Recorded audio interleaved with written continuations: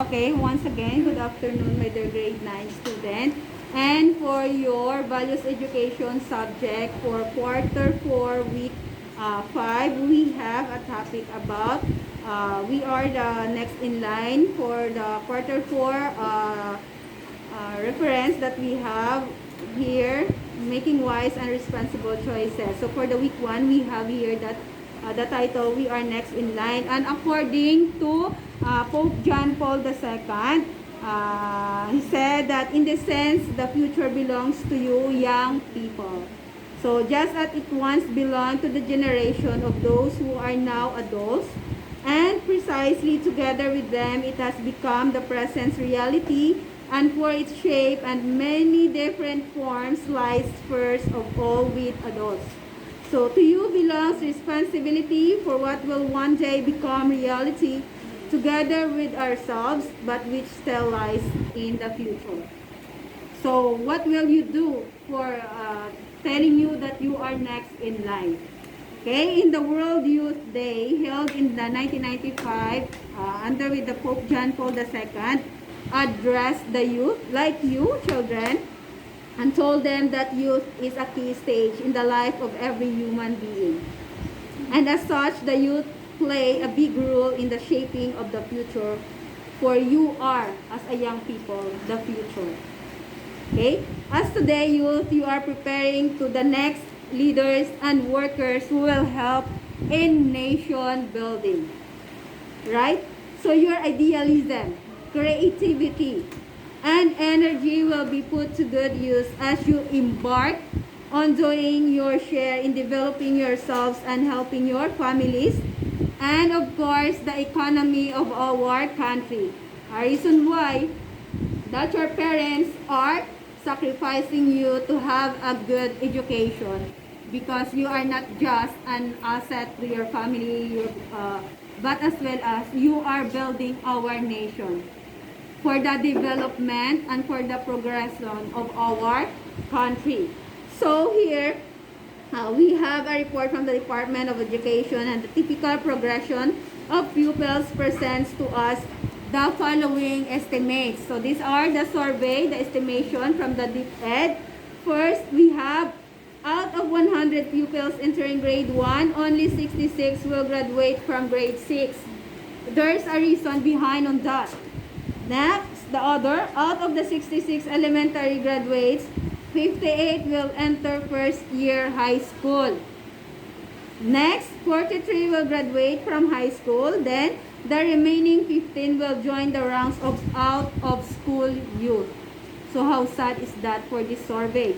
Out of the 43 high school graduates, take note of this, 23 will enroll in first year college, and 10 will get technical vocational education, and 10 will be dropped out. That is the survey from the Department of Education for the typical progression of pupils from that year until now. That is the estimation only.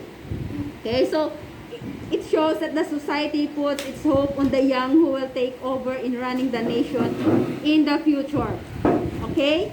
And the more well-educated young people are, the greater their contribution will be in making the country. Remember, you as a student, young people like you, if you are putting your seriousness in your studying, time will come in the future that you will become you contribute for the development of our country. So take seriousness, be serious in your study, because you are next in line to face or to give a future to our country, not just for our country, but as well as for your own future, for your family. Alright, so as you reach that point when the torch is to be passed on to you, you get mixed feelings of excitement, fear, and joyful anticipation. Okay, in the letter of Pope John Paul II to the youth gathered in the first World Youth Day in 1985, he led the youth to ask themselves this question. You might ask this as well to yourselves. First, does society need me? Does the society need you? Young generation, Ask that for yourselves and have the analyzation to you in yourself. Right? Next, will I, two, be able to find a type of work that will enable me to become independent? And will I able to bring up a family of my own? Dignified living conditions, and most important of all, in home of my town, or in home of your own, I mean, your own family. In short, it is really true. The society is expecting your contribution, not just for yourselves, not just for your own family, but as well as to your own country. Take note of that, because you are part of our country. Then you also part for the development of our country as well. And then students' role in the society today. So let's discover what is your role to our society, especially for this generation. First, we have do well in school. Why you should do well in school? It is the school that important foundation and lead to develop your knowledge, skills, values, and your principles in life. So, it is while you are studying that you are molded to become the person that you can be. Remember that education prepares you not only to have a meaningful life in the future, but also to form you to become a good citizen. Right? You are preparing yourself to be a good leader, to be a good professional, a successful one.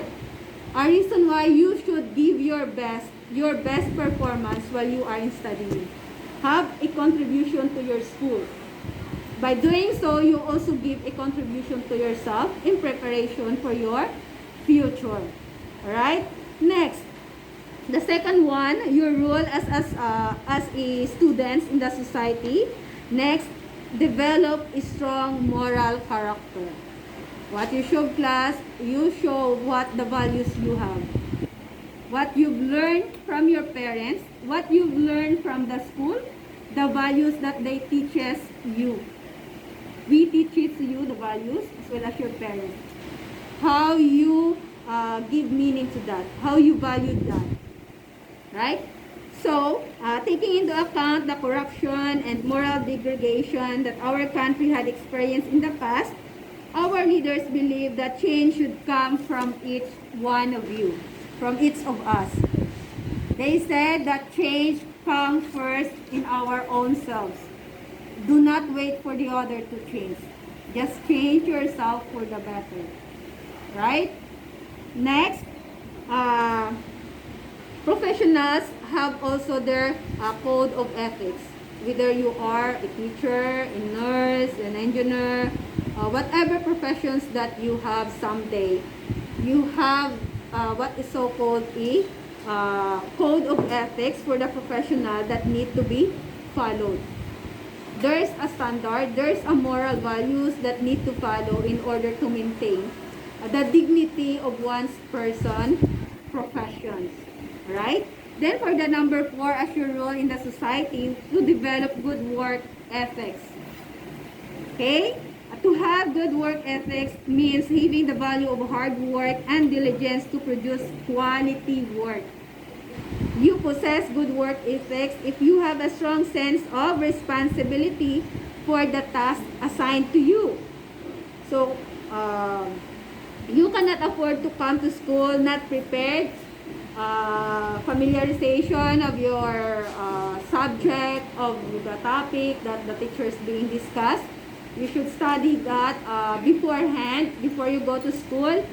And of course, if there are homework, you need to answer it. So that when the next day comes, you are prepared to go to school because you answer all your assignment. You study your lesson for the next day.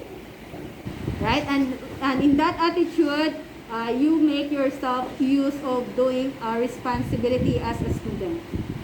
Right? So the other one, do your share in helping the community. If you are that diligent for the household chores, the responsibility that your parents are giving to you, you should also share your energy, effort, your talent when there is any program in school, and in that you can also involve the activity that the community are being implemented for the program activities that the youth like you can be a part of our society or in our community. Then for the number 5, be a role model.